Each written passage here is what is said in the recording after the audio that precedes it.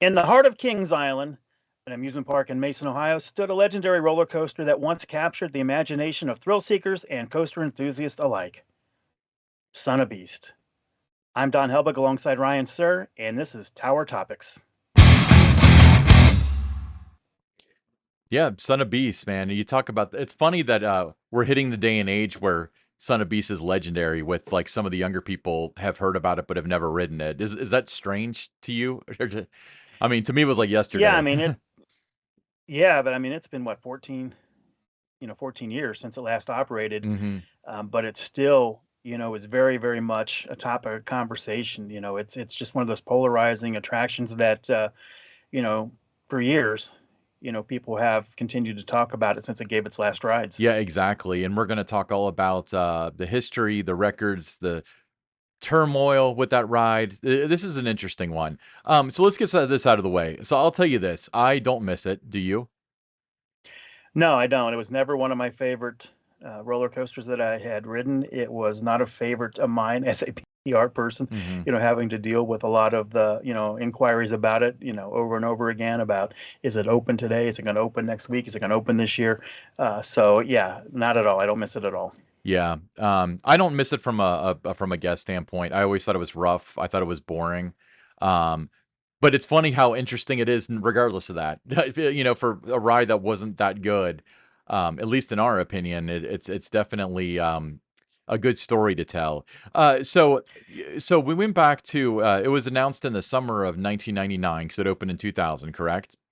Correct. And then you were not part of the park then. You were riding the racer, of course. But uh, there's a video online, and so your homework after this, and after you watch the Attractions Group podcast, look up Sean Flaherty, Son of Beast announcement. And you can find a Don Helbig with a full head of hair watching the announcement. But it's I haven't watched the video in a while, but they had Montel Williams, who's a roller coaster enthusiast, announce the ride. Right? What are your memories of that day? Yeah, he came in to be kind of the official spokesperson for the announcement for the park. He was a big roller coaster fan. I guess he still is maybe, but he had visited the park, every year, was, on his bucket list to hit Kings Island and other amusement parks around the country, just to ride, roller coasters, the newest, the biggest, the fastest ones out there. So he was a legitimate, roller coaster fan, and they had him in for it. They had a model on Hmm. display of what the ride was going to look like. It wasn't a working model, but it was, one that was, kind of encased a little bit just to show just the massiveness of what this was going to be. I mean, it wasn't as long as the Beast, but it was, a lot taller, a lot faster, a lot more twists and turns. I mean, it was all inspiring, when you looked at it with that Oh, height, absolutely. the speed it was going to hit. I think it was what 214-foot vertical 200, drop, yeah. speeds up to 78 miles per hour. So all the statistics of it, were very impressive. But just from the time of that announcement, and looking at the model, my thoughts were that's pretty big for a wooden roller coaster, especially coming down that first drop at 214 feet, and then going back up a big incline and then turning real sharp. I thought that's going to put a lot of stress on that structure right there. Going at that speed, the weight of the trains. You looked at the roller coasters that John Allen designed. There's a reason why he always had the drop and then a couple of small hills. One hill, maybe two hills after that before you went back up again. The Beast, the way that was designed by Al Collins and Jeff Gramke, you come down that first drop and then you make a sharp turn, but it's not very high on that turn. You maybe go up, what, 20, 30 feet high or something around that turn before you drop again. So it was just different than anything I had ever seen on a wooden roller coaster. So I was concerned about it from the beginning, just, how that was going to hold up. Yeah, And so the video that I've seen of the announcement, there's several familiar faces in there, you included, as I stated. But they had Montel Williams make the announcement. Now, legend has it, and I don't know if you can substantiate this or not, but he was given some notes to say this and don't say this, and he's fumbled with it, and that's why if you watch the end of the video, he kind of trips over himself, and he's like, "Here's Son of Beast," you know. So I don't know if that's true yeah, or there were not. cards that he was reading off of. He was going through, a stack of cards and that, but that's a tough, situation to be in when you're brought in from the outside, and you don't have a lot of time to really prepare for Mm-hmm. that, and you're just given these, cue cards to read and everything. But it was in a nice setting, back, behind the scenes of the Beast, in that first drop area back there, and so the setting was really nice for it. Now, one of the things that, right off the bat, that was a red flag for me was the name Son of Beast, Right. because it gave it an expectation Mm-hmm. of what this ride was going to be about. You're naming it after the Beast, Son of Beast. So the expectation would be that it's going to be, better than the Beast. So I thought right off, the start that, the ride was going to have a tough time living up to that name. Even if everything had worked out, you still had to live up to that name. And I just thought, there had never been, anything like the Beast before it debuted. There wasn't anything like it since. So to me, that was a tough act to follow. Yeah, I agree. And then I remember riding it when it was new. Obviously, for those of you who don't know, it was initially started by the Roller Coaster Corporation of America, and infamously, RCCA went bankrupt during the process of the building. Kings Island Construction took over, finished the project. They got trains from Premier Rides initially, which weighed a boatload. And that was so it had the momentum to successfully complete the vertical loop, which was a unique feature on it. Um, Yeah. so The it, loop. I so I don't when I wrote it when it was new, it was like August or so. When it was brand new, was it smooth? Because wood coasters have a tendency to be. No, it was never from, my first ride on it, which was Media Day in 2000. And that was after several, delays getting it open. And you're going to have that with new rides. I mean, you see that, throughout the industry Right. that, they say spring or whatever. There's never really you're not going to be for sure. You're going to have to do all the testings and things like that. But the big part for me, maybe it wasn't this, that the track and everything made it uncomfortable. It was just trains, just being as heavy as they Hmm. were. And just when it would go up, come out of the station and go up the lift, it just was kind of intense on my back a little bit, just from the start there with that. So the trains were never comfortable, and I think that was more than anything else with it. But I remember getting off the ride, and there's lots of media around there, and they all knew me from riding the racer, so they all come to where I was, sitting to get my reaction. And there's seven, eight, nine mics, right in my face. And, there's, what do you think? You just rode Son of Beast. How does it compare, to the Beast? And, my answer was, the similarities are different. Yeah. So that's what I said, because, it didn't, it was totally different. There wasn't anything you could really, compare. There wasn't the similarities or anything between the rides. I mean, they both were, big, mean, aggressive in that. But, I rode it multiple times. It was okay, but it just wasn't that roller coaster that made me want to ride it over and over again. I still preferred the Beast. I preferred the Racer. I preferred Vortex. So it wasn't going to be my ride of choice. Hmm. Unless I had friends coming to the park with me. A lot of members from the American Coaster Enthusiasts would visit, and I'd meet them. And they'd want to ride it in the morning, before it opened, or maybe at night or something. And I would do it then. But for the most part, it wasn't going to be my ride of choice. Yeah, I agree. In fact, I remember in 2009 when it shut down, which ultimately ended up being for good. I hadn't ridden it that season because I was so concentrated on riding Diamondback, which had just opened, and I didn't even really feel the disappointment. I hate to keep on dogging on the dead, but here we are. No, but I mean, it was okay. It was pedestrian like. Outside of the statistics of the ride experience was very pedestrian Hmm. like. Wasn't, top 10, top 20. Wasn't the worst, but it wasn't top 10, top 20. And when you looked at all the statistics of it, it should have been. Yeah, I mean it was designed with records in mind, not with riders in mind. Now let's move on. So the ride operated for for almost a decade. Uh, well, no, not even almost a decade, a little over a half decade. So you come to Cedar Fair in 2007, and you kind of get a prison welcome from it. Tell me about that experience. That was my first, the first project that I had to work on was opening Son of Beast after it had been closed down the year before in Hmm. 2006. Uh, the loop had been removed, so it was going to be a different ride experience. So before inviting the media out for a little media preview of it, and then opening it up for guests, I wanted to get a few rides on it just so I knew what I'd be talking about. I didn't want to say it's going to be this or that without experiencing it. And I was in the minority. I actually thought the ride experience was better, Mm-hmm.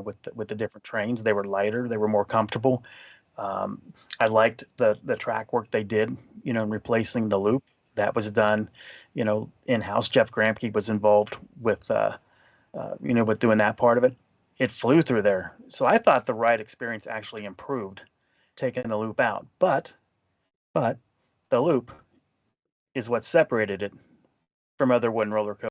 Important piece, but in taking it out, for me, it made the ride better. I agree, and it'll always be remembered with the loop, hence the memorial at Banshee, and we'll get to Banshee replacing it later. But so fun fact about the loop, and I've heard this from several different sources, so I believe it's true now. So for those of you who weren't around to experience the loop was wooden track, but it had a metal structure, so it looked like the loop on like an arrow looper or whatever. It just had wooden track. One of the designs that they had was an all wooden structure, but there were two loops and they would slide back and forth so you can maintenance one while you're running another and then you'd slide it over. That sounds horrible. Have you ever heard that before? Can you substantiate that at all? I cannot substantiate that. Um, only what I knew, of the ride, when it opened and they had the loop, and then afterward when they did the track work. But I thought, and opening it back up in 2007, as my first project there, that the ride experience, had been improved, enhanced. It was more comfortable. It was rewritable. Hmm. So again, it still wasn't going to be my go-to ride. There was going to be others that were going to be of choice before that, but it was still, it had become fun, more enjoyable. So, I was excited about that. Yeah, and so another factoid is that the trains, they got Gerstlauer trains, and they were recycled from the Myrtle Beach Cyclone at the Myrtle Beach Pavilion, which was completely torn down right beforehand. So cheers to them wherever those trains are now, probably in a Yeah, landfill and somewhere. it's interesting. Like the original trains were too heavy Hmm. for the structure, and then the layout and the design was too violent for the other trains. So, and they were tearing apart the trains. So, Yeah. they couldn't win. It was just plagued from the I start. remember initially, I don't know if it was you and I talking about this or somebody else, but the trains were not to the gauge of the track. So they were originally going to re-gauge the entire track. And then just, the conversation just got forgotten about. But I noticed they actually changed the trains. So the trains, when they pulled into the station, almost looked like they hovered because they clearly readjusted whatever chassis is underneath to fit that track. So it's kind of like when you have one of those little like hatchback cars and somebody puts like the big wheels that stick out on them. That's what it kind of reminded me of. Okay, so now let's move on to so Son of Beast closes what turned out to be for good in 2009. So very, let's say infamously, no offense, you repeatedly told the enthusiast, myself included, no decision's been made about the future of Son of Beast.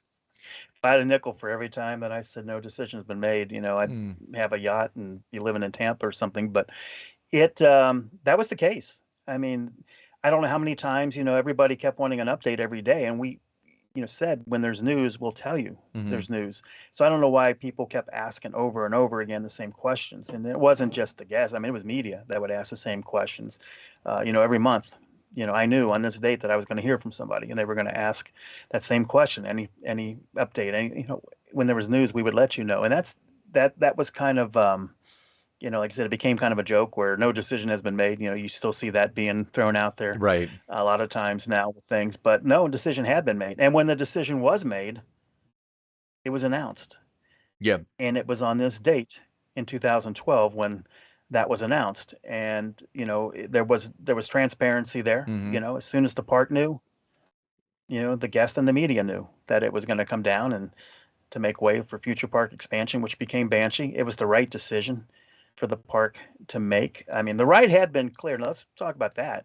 After it gave its last rides in 2009, I mean, it was cleared to operate. Hmm. The state had made, come out, looked at it, and everything was operating that way it's supposed to. So the park could have operated it. But the general manager at the time, Greg Scheid, he wasn't comfortable with it. Other people at the park weren't comfortable with it. Me as the PR person, I wasn't comfortable with it. So I felt, that was the right decision after they spent, a couple years, looking at all the different alternatives, all the different options. There's a lot of different, companies that came out that, you know, design, build roller coasters, looked at it. There were, if we do this, I think that'll work. Well, you couldn't Hmm. have. I think it's going to work. It had to work. And then the cost to do some of those ideas, if it was going to work, it just made more sense to just bring it down and just start over from scratch with a brand new roller coaster. I thought they had a winner in Banshee, Hmm. so that was a great choice to replace it. Hmm. Reliable, one of the most popular rides in the park, one of the most popular invert coasters out there. So um, yeah, I think that made the right decision. I mean, it was a tough decision, but it was the right decision. Yeah, I mean, I completely agree. And so we had the period from 2009 until 2012 that the ride stood standing but not operating. You were asked repeatedly about it. As the guy that ran KI Central at the time, I was asked quite a bit off. They would call you and you would say no update, and then they call me and they try to a lot of swindling, like hey, I Yeah, heard that they took the air conditioning unit out of the dry box. I distinctly remember one of the news reporters saying that, and I said, "Well, the ride's not operating, so if they needed it somewhere else, like, wouldn't you?" And then a lot of times they were. I don't know if you got this as a PR guy. You probably got it worse than I did, but I got a lot of like, "Don't you think the people have the right to know?" And I said, "Well, it's a company and they're you know it's not a life or death, and it's not really a purchasing decision as to whether or not that's going to open. Just assume it's not. So it was a lot of stuff like that nonetheless. So yeah. I There's just always going to be the conspiracy theories, with it. That anytime somebody saw somebody back or just even cutting the grass around it, it opened a whole new, you know, boatload of rumors and things. Mhm, So it was something that, as the parks PR person at the time, I did have to deal with it almost on a daily basis, answering questions. I'd walk around the park, people coming up, what's going on with this, and the answer was no decision had been made. yeah. And until it was, and like I said, it was made on July 27th of 2012. It was around 3 o'clock in the afternoon when the word came down to me that that was going to happen. And 4 o'clock, after I had, typed up the release and that, it went out to the media and, went out to the different fan sites and that, and everybody knew that the decision had been made and there was going to be future park expansion there. And then, about a month later, end of August, that's when the demo work began. And, I went back several times and chronicled that and got Mhm. different photos and that of it coming down. And I remember one of when the lift hill came down, uh, I'd never seen anything, before in my career of that coming down like that. But when the lift hill came down and it just went all over the ground, there's all these little pieces of wood. I remember taking a picture and, tweeting it out and, who's up for a game of pickup sticks? Yeah.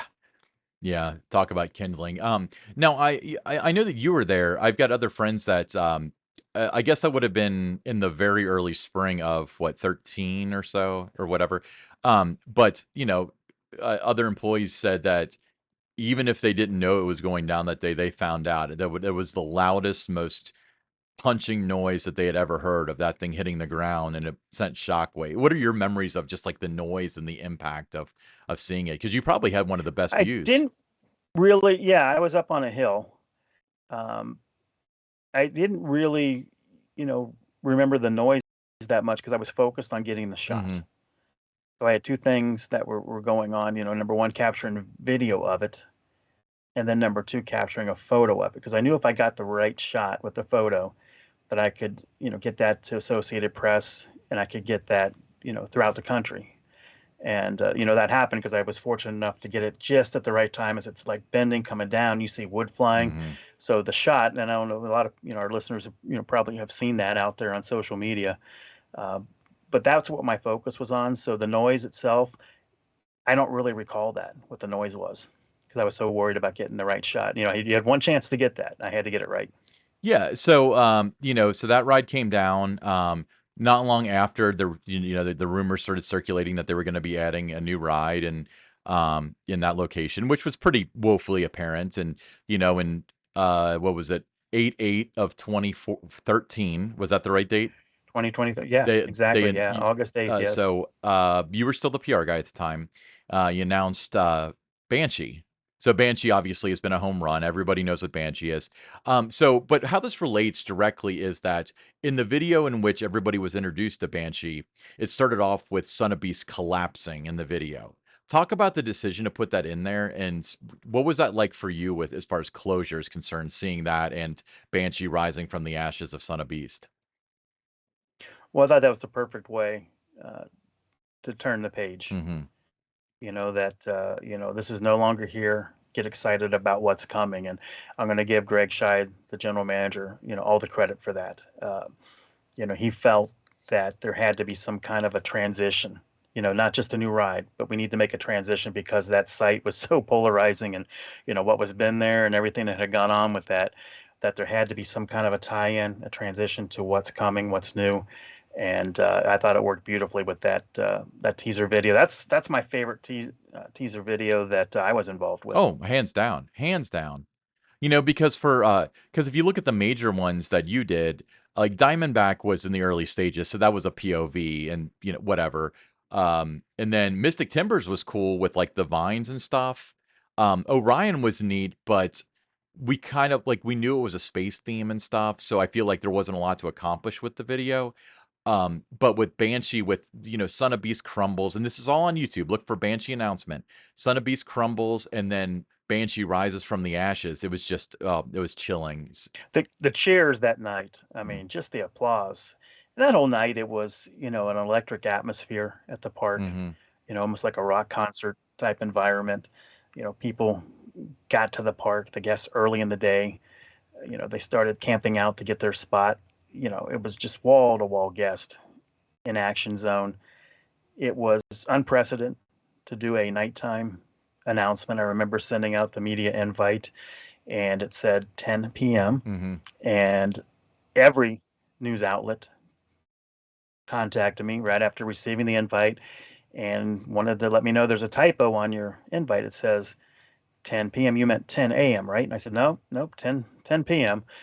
And they couldn't believe it. They were like, well, that's not a great time for us. And it wasn't. I mean, it wasn't ideal. But what we felt at the park was this was going to be in August. The ride was going to open in, April.